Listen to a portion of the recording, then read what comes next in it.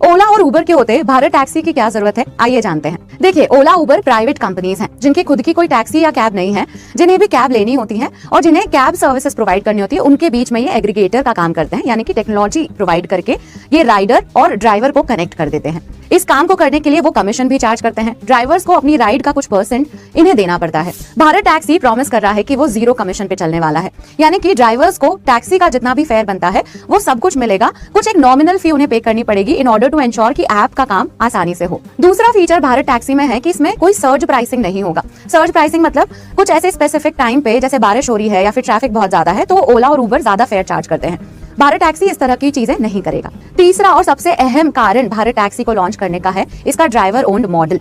आप अमूल को याद कीजिए। अमूल कैसे काम करता है? अमूल एक कोऑपरेटिव है जिसमें बहुत सारे स्मॉल फार्मर्स अपने मिल्क प्रोडक्शन को पूल करते हैं। जितना भी मिल्क प्रोड्यूस हो रहा है उसको मिलाकर वो बेचने निकलते हैं। वैसे ही कोऑपरेटिव मॉडल ड्राइवर्स के लिए भी भारत टैक्सी लॉन्च कर रहा है। बेसिकली इसमें भी बहुत सारे ड्राइवर्स मिलकर अपनी सर्विसेज ऑफर करेंगे बहुत सारे कस्टमर्स को, और इसमें कोई भी प्राइवेट कंपनी बीच में इन्वॉल्व नहीं है। यानी कि अगर ये कोऑपरेटिव अच्छा करता है तो इसका प्रॉफिट भी ड्राइवर्स में ही आपस में बढ़ जाएगा। पॉलिसी मेकिंग में भी ड्राइवर्स के रिप्रेजेंटेटिव्स इन्वॉल्व होंगे ताकि ड्राइवर फ्रेंडली मॉडल हो सके।